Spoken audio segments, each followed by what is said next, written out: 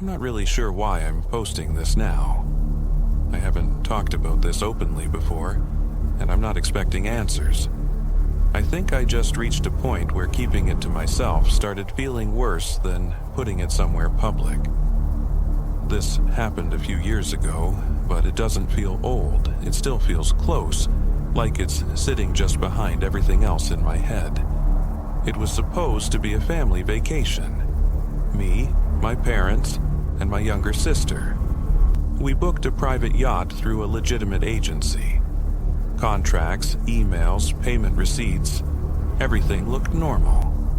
It wasn't cheap, and nothing about it felt rushed or suspicious at the time.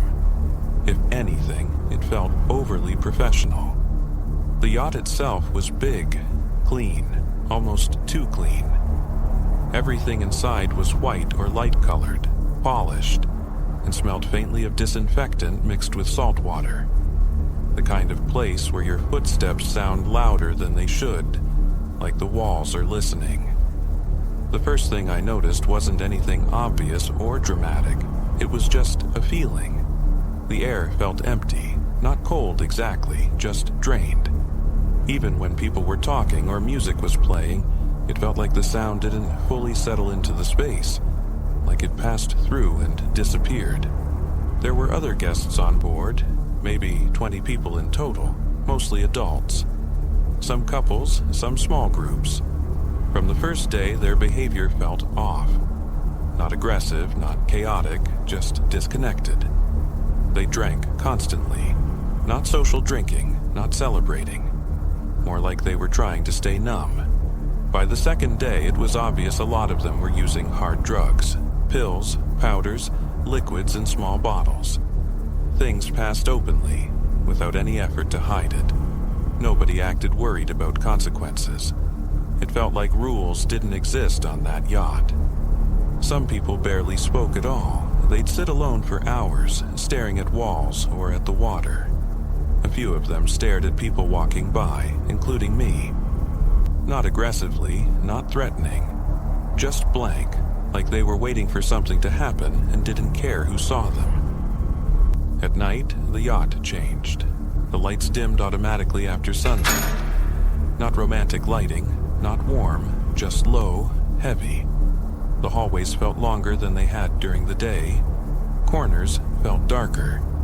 The engine noise got deeper and uneven, like it wasn't running smoothly, like it was breathing instead of humming. Sleeping was difficult, not because of noise, but because it never felt like the yacht rested. Even when everything was quiet, it felt alert, like something was always awake. Something else bothered me, and it took a while to really notice it. I never saw the captain, not once. No introduction, no announcement, no silhouette behind the glass of the bridge. Every boat I've ever been on, even small ones, you see the captain eventually. Here, there was only crew. The crew was polite, but distant. Too neutral. They didn't joke. They didn't complain. They didn't react when guests behaved strangely or irresponsibly. When you asked questions, their answers were short and vague. What route are we taking? Standard. When do we dock next? You'll be informed. They never made eye contact for long. It always felt like they were listening to something else while talking to you. By the third night, I woke up suddenly around 2 in the morning. No noise, no dream. My body just woke me, like it had been warned. I cracked the door open and looked into the hallway. The lights were on, but red. Like emergency lighting, but there was no alarm, no announcement. At the far end, near the stairs, someone was standing sideways. Not facing me, not moving, just standing there, staring at the wall. I couldn't tell if it was a guest or a crew member. The posture felt wrong, too still, like they'd been placed there and forgotten, like they weren't waiting for anything. I closed the door quietly and locked it. I didn't tell my family the next morning because I didn't know how to explain it without sounding paranoid. On the fourth night, the crew announced a party on the lower deck. It didn't feel optional. It didn't feel exciting. It just felt expected, like something that had to happen. The room was crowded but quiet. Music played, but nobody danced. People sat on couches on the floor, leaning against walls. Conversations started and stopped without finishing. Drugs were everywhere. People crushing pills openly, snorting, drinking until their hands shook. One guy laughed non-stop for several minutes, even though nothing was happening. Another woman stared at her phone even though the screen was off. The air felt thick, hard to breathe. At some point, someone screamed. Not loud, not dramatic. Just a short, sharp sound, like surprise or sudden pain. Everyone looked toward the railing. One man was gone. People noticed. I know they did. Their eyes went to the empty space, but no one reacted. No panic, no urgency. Someone said he probably went to bed. Someone else said he'd show up later. No one went looking. Later, when the deck cleared, I found a phone near the edge. The screen was cracked. The last photo was taken seconds before it dropped. It showed the side of the yacht from outside, at water level. The reflection in the hull didn't match the angle of the water. It looked like something was very close to the surface. Too close. Like it was right there, just under the edge. That night, the yacht didn't just feel wrong. It felt hostile. Not scary, hostile, like it didn't want people moving around. Around 3 a.m, I heard footsteps outside our cabin. They stopped directly at our door. I didn't hear knocking or voices. I could just feel someone standing there. I watched the shadow under the door. It didn't move. The handle turned slightly. Not opening. Just enough to let me know someone was touching it. Then it stopped.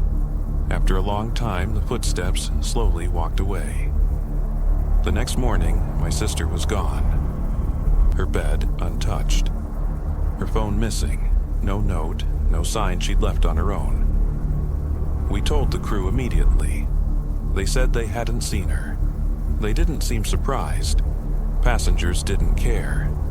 Some didn't even look up when we asked. My parents demanded answers, demanded a search, raised their voices. Nothing happened. No alarms, no announcement, no urgency. That evening, something happened. I don't remember it clearly. The last thing I remember is arguing with a crew member near the deck while my parents were behind me, shouting. Someone grabbed my arm. The ocean was loud, then nothing. The next thing I remember is waking up under bright white lights. There was a beeping sound nearby. My throat was dry. My head felt heavy, like I'd been sedated. I was in a hospital. A doctor asked me basic questions. My name, the date, where I thought I was. I asked where my family was.